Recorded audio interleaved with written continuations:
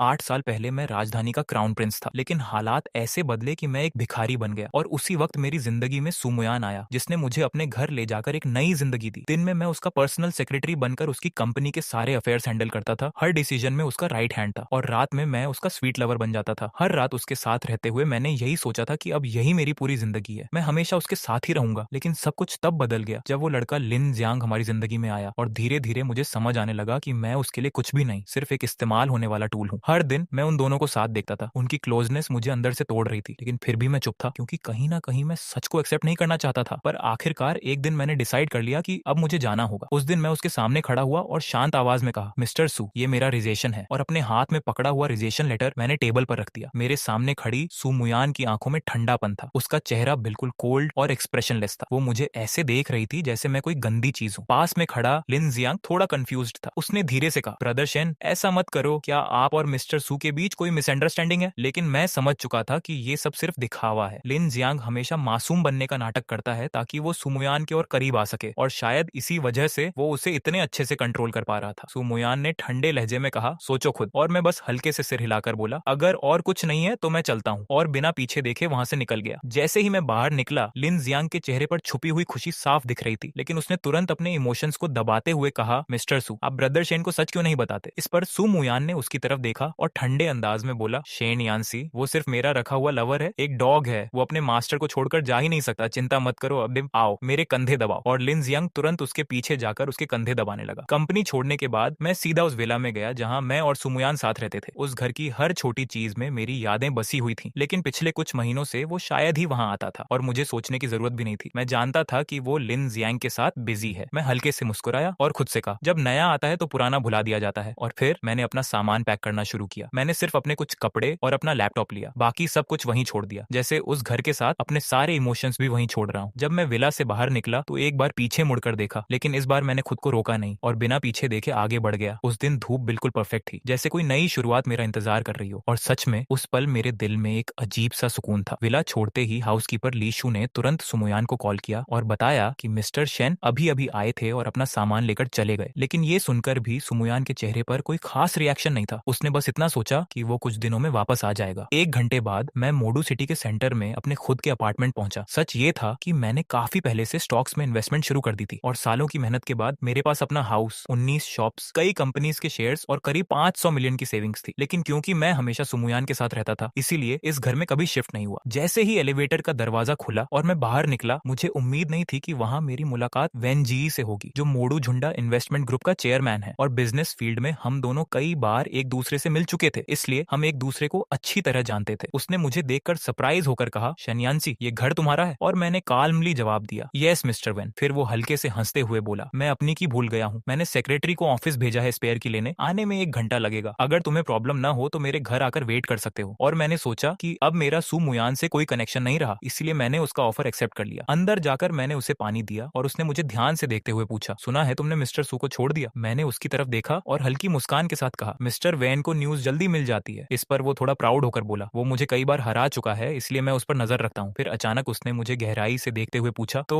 क्या तुम्हारे दिल में कोई है? मैंने थोड़ी देर सोचा और कैजुअली कहा, अभी के लिए तो सिर्फ आप। लेकिन जैसे ही मैंने ये कहा, मुझे खुद ही महसूस हुआ कि ये बात कुछ ज्यादा ही एम्बिगुअस लग रही है। वेन जी ने मेरी आंखों में देखते हुए सीधा पूछा, तो क्या मैं तुम्हारे दिल में हूँ? और जैसे ही मैं जवाब देने वाला था, तभी मेरा फोन अचानक बज उठा। कॉल सीधे कट गया और माहौल में हल्की सी चुप्पी छा गई। वेन जी ने मुझे क्यूरियस नजरों से देखते हुए कहा, लगता है कोई तुम्हें सीरियसली ट्रैक कर रहा है। मैंने हल्का सा सिर हिलाकर काल्मली जवाब दिया, कोई बात नहीं, अभी मैं बस लाइफ एंजॉय करना चाहता हूँ, जो मन करे वो करना चाहता हूँ, वर्क के बारे में फिलहाल सोचना नहीं चाहता। मेरी बात सुनकर वेन जी भी सहमति में सिर हिलाते हुए बोला, मैं अग्री करता हूँ, इस मेसी बिजनेस सर्कल में भी तुम बहुत केपेबल हो, लेकिन तुम्हारा दिल अभी भी क्लीन है, इसीलिए ये छोड़ना सही डिसीजन है। फिर उसने सीधा पूछा, अब आगे क्या करने का प्लान है? मैं कुछ देर सोच में डूब गया और फिर धीरे से बोला, शायद कुकिंग। ये सुनते ही वेन जी के चेहरे पर एक्साइटमेंट आ गई। वो ऑलमोस्ट खुश होते हुए बोला, ये तो ग्रेट है। उसकी रिएक्शन देखकर मैं थोड़ा कंफ्यूज्ड हो गया और पूछा, तुम्हें भी कुकिंग पसंद है? इस पर उसने तुरंत सिर हिलाकर हंसते हुए कहा, नहीं, मुझे सिर्फ खाना पसंद है, बस ये नहीं पता कि आज मुझे ये लक मिलेगा या नहीं। उसकी बात सुनकर मेरे चेहरे पर हल्की मुस्कान आ गई और मैंने कैजुअली कहा, अगर ऐसा है तो आपके लिए खाना बनाना मेरे लिए ऑनर होगा। उसी समय दूसरी तरफ मोडू के एक लग्जूरियस केटीवी रूम में सुमुयान बीच में बैठी हुई थी। उसके आसपास कुछ खूबसूरत लड़कियां सज धज कर बैठी थीं और उनके बीच में थोड़ी मोटी लड़की लिन वेईवेई सुमुयान के पास बैठकर कैजुअली पूछती है, क्या शेन यानजी ने रिजाइन कर दिया? दिया। जैसे ही शेन यानजी का नाम सुमुयान के कानों में पड़ा, उसके चेहरे का प्रेशर अचानक बदल गया। उसने थोड़ी सख्ती से पूछा, तुम्हें कैसे पता? इस पर लिन वेइवेई ने आराम से जवाब दिया, पूरे सर्कल को पता है, सुना है कि लू डोंग ने तुरंत उससे कांटेक्ट किया और उसे अपनी कंपनी में बुलाना चाहता है। इन्वेस्टमेंट डिपार्टमेंट का डायरेक्टर खुद इंटरेस्टेड है। ये सुनते ही सुमुयान ने अपने हाथ की मुट्ठी कस ली, जैसे कोई उसके कंट्रोल से बाहर जा रहा हो, और उसके इस रिएक्शन से पूरा कमरा कुछ पल के लिए साइलेंट हो गया। लिन वेइवेई ने बात आगे बढ़ाते हुए कहा, लेकिन उसने ये भी कहा है कि वो फिलहाल ब्रेक लेना चाहती है। ये सुनकर सुमुयान ने गहरी सांस ली और खुद को काम करते हुए बोली, शेन यानजी बस मुझसे नाराज है, वो कुछ दिनों में वापस आ जाएगी। उसके चेहरे पर एक अजीब सा कॉन्फिडेंस था, जैसे वो खुद को कन्विंस कर रही हो। फिर उसने कहा, वो इन दिनों बहुत टायर्ड थी, उसे थोड़ा रेस्ट चाहिए, कुछ दिनों में खुद वापस आ जाएगी। पास में बैठा रुआन शिंग्याओ ये सब सुनकर थोड़ा डिसअपॉइंटेड हुआ और बोला, अरे यार, मैं तो उसे हायर करना चाहता था। मेरे डैड चाहते हैं कि मैं कंपनी ज्वाइन करूं, लेकिन मुझे कुछ समझ नहीं आता, इसलिए सोचा था उसे अपने पास ले आऊं। सुमुयान ये सब सुनकर अंदर से थोड़ा रेस्टलेस हो गई। उसने अचानक खड़े होकर कहा, मैं बाथरूम जा रही हूँ, और बिना किसी को देखे दरवाजा खोलकर बाहर चली गई। कुछ मिनट बाद जब वो बाथरूम से बाहर आई और हाथ धो रही थी, तभी उसे पास से एक आवाज सुनाई दी, मैं किसी को कॉल नहीं कर रही थी। सुमुयान ने मुड़कर देखा तो सामने उसकी बेस्ट फ्रेंड सोंग शुरान खड़ी थी। उसने थोड़ा काम होकर कैजुअली पूछा, तुम बाहर क्यों आ गई? फिर वो हल्की मुस्कान के साथ बोली, वैसे भी आज तुम बार बार अपना फोन चेक कर रही हो, अगर मुझे सही याद है तो तुमने पहले कभी ऐसा नहीं किया। सुमुयान ने सीरियस टोन में फिर वही बात दोहराई, वो वापस आएगी। ये सुनकर सोंग शुरान ने गहरी सांस ली और थोड़े हैवी टोन में बोली, मुझे नहीं पता तुमने क्यों लिन जियांग को उसे हर्ट करने दिया, यहाँ तक कि उसे आईसीयू तक पहुंचा दिया, लेकिन मैं ये जरूर जानती हूँ कि अगर वो सच में चली गई तो तुम टूट जाओगी। फिर उसने दोस्त होने के नाते एडवाइस देते हुए कहा, इसलिए मेरी मानो, उससे कांटेक्ट करो। लेकिन सुमुयान इस पर हल्का सा हंस दी और बोली, शुरान, मुझे कोई प्योर लव वाली लड़की मत समझो, वो सिर्फ एक लवर थी, अगर वो वापस नहीं भी आई तो भी मुझे फर्क नहीं पड़ेगा। मत भूलो कि अगर मैं चाहूं तो मेरे पास काउंटलेस लवर्स हो सकते हैं। सोंग शुरान ने ये सुनकर कुछ नहीं कहा, बस मुड़कर वापस जाने लगी। लेकिन तभी उसे कुछ याद आया और उसने पीछे मुड़कर कहा, वैसे एक बात, मेरे लोगों ने बताया है कि वेन जी और शेन यानसी अब नेबर्स हैं और अभी वो उसके घर में है, उसका क्या इंटेंशन है ये तुम समझ सकती हो। ये कहकर वो चली गई। दूसरी तरफ मोडू के एक सुपरमार्केट में मैं और वेन जी साथ खड़े थे। वो एक्साइटेड होकर एक एक चीज उठाते हुए कह रहा था, यानसी ये भी लेते हैं, और ये भी, ये वाला भी बहुत टेस्टी लगता है, क्या करूं, सब खाना चाहता हूँ। उसकी ये चाइल्डिश साइड देखकर मुझे